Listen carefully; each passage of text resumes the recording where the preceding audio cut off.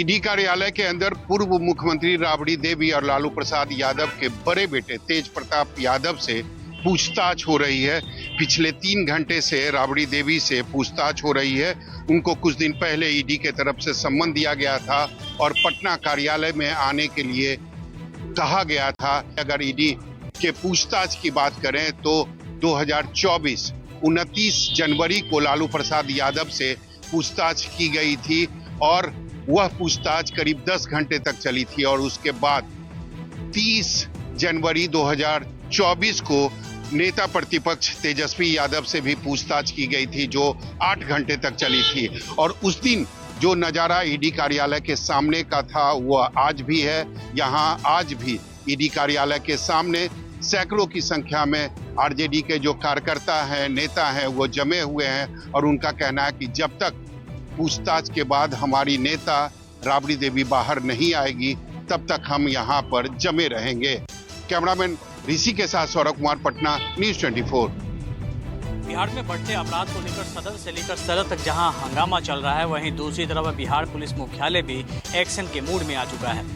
बिहार के डीजीपी ने इस बाबत तमाम एसपी और अधिकारियों के साथ बैठक की और उसके बाद तमाम अधिकारियों को निर्देश दिया है कि कहीं भी कोई अगर घटना की सूचना मिलती है तो बड़े अधिकारी तत्काल मौके पर पहुंचे और खुद ऑपरेशन की कमान संभालें।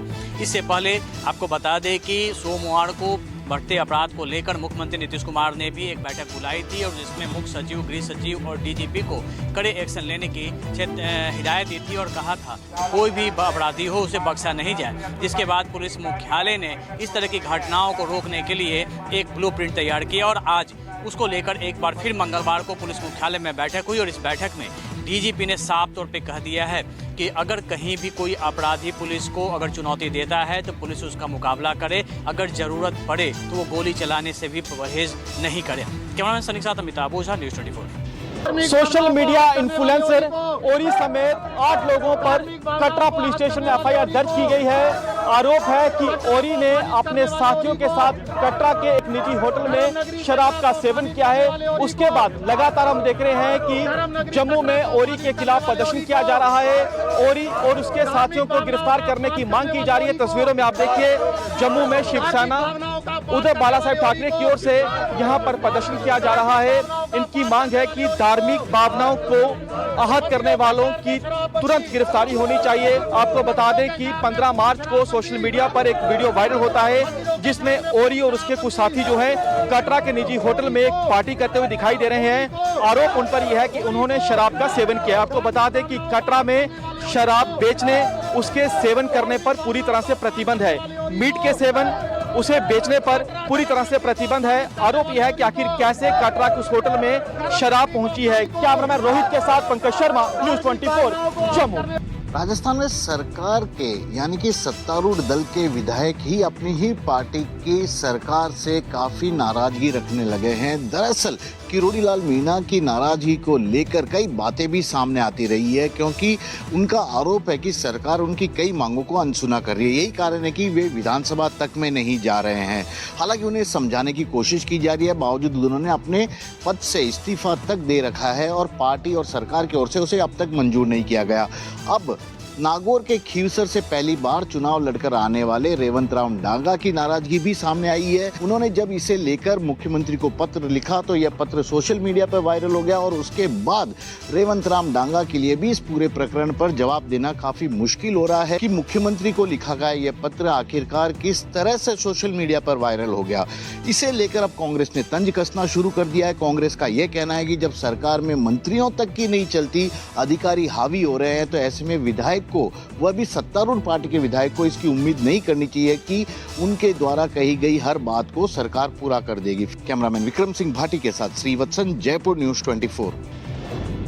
दक्षिणी कश्मीर में आज लगातार दूसरे रोज भी फोर्सेज ने आतंकियों की एक बड़ी साजिश को नाकाम करते हुए शोपियां दक्षिणी कश्मीर में आईडी का पता लगा के उसे नष्ट कर दिया। यहाँ जम्मू कश्मीर पुलिस सेना और सुरक्षा बलों की टीम को सूचना मिली थी कि आतंकियों ने यहाँ इस हदवीपुरा इलाके में कोई आईडी बम लगाया हुआ है फोर्सेस को निशाना बनाने की मंशा से। लेकिन इससे पहले कि आतंकी मंसूबों में कामयाब हो पाते, उससे पहले ही फोर्सेस ने इस आईडी को ढूंढ निकालने के बाद तुरंत बम डिस्पोजल स्क्वाड को बुलाया और इस आईडी को एक धमाके के साथ नष्ट किया गया और इस तरह से आतंकियों की ये बड़ी साजिश यहाँ पर नाकाम हुई। कैमरामैन मंजूर रशीद के साथ आशुष साहब, श्रीनगर, न्यूज़ 24।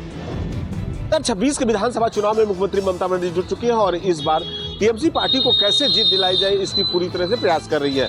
मुख्यमंत्री ममता बनर्जी हुगली के फुरपुरा शरीफ में पहुंची थी और वहां पे जो मुस्लिम समुदाय के तमाम यहाँ पे जो पीर थे उनसे मुलाकात किए थे और आज यहाँ पे पार सर्कस में इफ्तार पार्टी में मुख्यमंत्री ममता बनर्जी शामिल हो रही है। तो मुख्यमंत्री ममता बनर्जी सभी धर्मों को लेकर चल रही है, हिंदू, मुस्लिम, सिख, ईसाई को, और 2026 में कैसे चुनाव जीता जाए इसकी पूरी रणनीति बना रही है। तो वहीं पे बीजेपी पार्टी हिंदुत्व के मुद्दों को लेकर चल रही है। शुभेंदु अधिकारी का साफ तौर पर कहना है कि हिंदू सारे सनातनी एक हो और इसी को लेकर आज कोलकाता में एक रैली का भी आयोजन किया गया है। तो कह सकते हैं कि पश्चिम बंगाल में BJP, TMC party, Congress, CPM सभी अपने 2026 के चुनाव रणनीति बनाने में जुट चुके हैं और मुख्यमंत्री ममता बनर्जी इस बार किस तरह से टीएमसी पार्टी की जीत हो इसकी पूरी तरह से प्रयास करना शुरू कर दिया है। कैमरामैन पंकज के साथ मनोज पांडे, न्यूज़ 24, कोलकाता। नागपुर में हुई हिंसा की गूंज महाराष्ट्र विधानसभा के अंदर और बाहर दोनों जगह सुनाई दी। सदन की कार्रवाई शुरू होने से पहले शिवसेना और भारतीय जनता पार्टी के विधायकों ने जमकर प्रदर्शन किया। प्रदर्शन था कि औरंगजेब की कब्र महाराष्ट्र से हटानी चाहिए। ठीक उसके पीछे शिवसेना, यूबीटी, एनसीपी, शरद पवार और कांग्रेस के विधायक मौजूद थे। उन्होंने आंदोलन किया कि नागपुर में जो हिंसा हुई है उस पर कार्रवाई हो और नागपुर को शांत करने की जरूरत है। दोनों विधायक आमने सामने आ गए और जमकर वहां पर नारेबाजी हुई। सदन के अंदर मुख्यमंत्री देवेंद्र फडणवीस ने नागपुर हिंसा में के बारे में पूरी जानकारी वहां पर दी। कितने पुलिस वाले घायल हैं, कितने डीसीपी घायल हैं, इसके बारे में जानकारी दी। इतना ही नहीं, विपक्ष ने आरोप लगाया है कि जानबूझकर सदन में पिछले 3 सप्ताह से औरंगजेब का मुद्दा भारतीय जनता पार्टी और शिवसेना गर्म कर रही है। कैमरामैन अंचल सिंह ठाकुर के साथ विनोद चकताले, न्यूज़ 24, मुंबई। प्रधानमंत्री नरेंद्र मोदी ने आज संसद में महाकुंभ के सफल आयोजन पे अपना वक्तव्य दिया। इस दौरान उन्होंने उन सभी लोगों को धन्यवाद किया जिनकी वजह से ये भागीरथ प्रयास सफल हुआ है। आपको बता दें, पीएम ने कहा कि देशवासियों को कोटि कोटि नमन करता हूं जिनकी वजह से महाकुंभ का सफल आयोजन हुआ। उन्होंने ये भी कहा कि पूरे विश्व ने महाकुंभ के रूप में भारत के विराट स्वरूप के दर्शन किए हैं। इस दौरान उन्होंने अयोध्या में राम मंदिर की प्राण प्रतिष्ठा समारोह का भी जिक्र करते हुए कहा कि इससे हमें महसूस होता है कि देश कैसे 1000 साल के लिए तैयार हो रहा है। हालांकि महाकुंभ पर पीएम मोदी ने जैसे ही अपना बयान समाप्त किया, विपक्ष के सांसदों की तरफ से जोरदार हंगामा हुआ। दरअसल उस दौरान सदन में राहुल गांधी भी मौजूद थे और तमाम विपक्ष के सांसद चाहते थे कि उन्हें प्रधानमंत्री के द्वारा बोले गए वक्तव्य के मुद्दे पे सवाल पूछने का मौका मिले। हालांकि लोकसभा स्पीकर ने बताया कि नियम 372 के तहत प्रधानमंत्री या कोई भी मंत्री जब कोई बयान देता है सदन में तो उस पे सवाल जवाब नहीं होता। हालांकि हंगामा रुका नहीं और उसके बाद सदन की कार्यवाही कुछ देर के लिए स्थगित करनी पड़ी। कुमार गौरव, न्यूज़ 24, दिल्ली।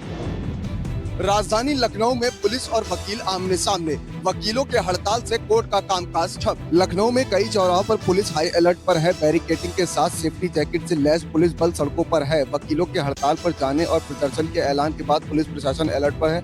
आपको बता दें, होली पर हुए विवाद के बाद वकील और पुलिस में टकराव की स्थिति है। पुलिस ने विवाद के बाद 150 वकीलों के खिलाफ FIR दर्ज कर ली थी, जिसके बाद बीते कल Awadh bar association, Lucknow bar association, central bar association ने आपात बैठक बुलाई, जिसमें आज से न्यायिक कार्य बहिष्कार का ऐलान किया गया। कोर्ट और जिला कोर्ट में कामकाज ठप है। तहसील में प्रदर्शन शुरू हो गए हैं। आपात बैठक में 11 प्रस्ताव पारित किए गए, जिनमें वकीलों के खिलाफ दर्ज मुकदमे को वापस लेने और दोषी पुलिस कर्मियों की सख्त कार्रवाई की मांग की गई है। यहाँ आपको ये भी बता दें, कल हुई बैठक के बाद वकीलों ने 24 घंटे का अल्टीमेटम भी दिया था। इसके साथ ही 11 प्रस्तावों के साथ साथ उन्होंने कहा कि अगर हमारी मांगे 24 घंटे में मांगी नहीं गई तो उसके बाद पूरे प्रदेश में वकीलों का प्रदर्शन शुरू होगा। इसके साथ ही बैठक करके आगे की रणनीति भी तय की जाएगी। कैमरा पर्सन मिंटू सिंह के साथ मनोज पांडे, लखनऊ न्यूज़ 24। यूपी के जनपद संभल में सैयद सालार मसूद गाजी के नाम पर लगने वाले नेजा मेला को अनुमति देने से संभल पुलिस ने इनकार कर दिया है। दरअसल इस बार जनपद संभल में नेजा मेला को लेकर आपत्ति के बाद नेजा मेला कमेटी के लोग अपर पुलिस अधीक्षक श्री चंद से मिले। वहीं अपर पुलिस अधीक्षक ने मेले की अनुमति के लिए पहुंचे लोगों से पूछा कि आखिरकार आप किसके नाम पर मेले का आयोजन कर रहे हैं? क्या आपको पता है कि सैयद सालार मसूद गाजी का आक्रांता था, उसने लूट और हत्याएं की हैं। अपर पुलिस अधीक्षक ने मेले की अनुमति के लिए पहुंचे लोगों से पूछा कि आप किसके नाम पर मेले का आयोजन करते हैं? इसको लेकर आयोजकों ने कहा कि सैयद सालार मसूद गाजी के नाम पर मेला आयोजित किया जाता है। इसके बाद पुलिस अधीक्षक श्री चंद ने दो टूक साफ तौर पर कहा कि सैयद सालार मसूद गाजी के नाम पर मेले की अनुमति नहीं दी जाएगी, आप लोग मजिस्ट्रेट से अनुमति लीजिए। इस मामले पर समाजवादी पार्टी का कहना है कि बीजेपी सरकार में केवल हिंदू मुसलमान की राजनीति ही हो रही है। वहीं बीजेपी का इस मामले पर कहना है कि वो प्रदेश में सद्भाव चाहती है, लेकिन विदेशी आक्रांताओं के नाम पर ऐसे आयोजन नहीं होने चाहिए। कैमरा पर्सन मिंटू सिंह के साथ अशोक तिवारी, लखनऊ, न्यूज़ 24। राष्ट्रीय उपराजधानी नागपुर में हुई हिंसा के बाद एनसीपी अजीत पवार गुट ने अपने ही सरकार को निशाने पर लिया है। अजीत पवार गुट के एमएलसी अमोल मिटकरी ने कहा कि ये लोग 400 साल बाद छावा फिल्म देखकर जगे हुए हैं। नागपुर में प्रशांत करोडकर नाम का एक औरंगजेब है, उसके खिलाफ आंदोलन क्यों नहीं किया गया, जिसने छत्रपति शिवाजी महाराज को लेकर विवादित बयानबाजी की थी।